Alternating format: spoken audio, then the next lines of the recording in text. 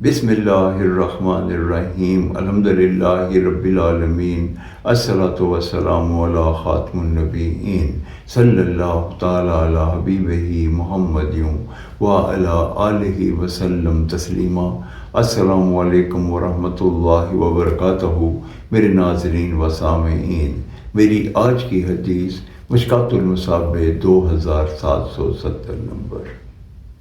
حضرت عائشہ صدیقہ رضی اللہ تعالی عنہ سے روایت ہے کہ امام المرسلین خاتم النبیین رحمت للعالمین حضرت محمد صلی اللہ علیہ وآلہ وسلم نے ارشاد فرمایا کہ اپنی کمائی میں سے کھانا سب سے پاکیزہ کھانا ہے، اور تمہاری اولاد بھی تمہاری کمائی میں سے ہے۔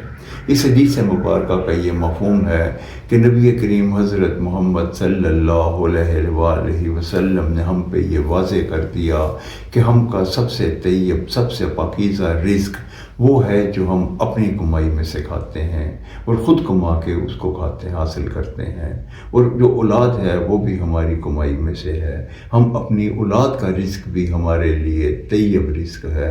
اللہ تعالی ہمیں اس حدیث مبارکہ کے مطابق عمل کرنے کی توفیق عطا فرمائے کہ ہم اپنے ہاتھوں سے کمائیں اور پھر اس کو کھائیں، تو یہ ہمارے لیے سب سے پاکیزہ رزق ہے۔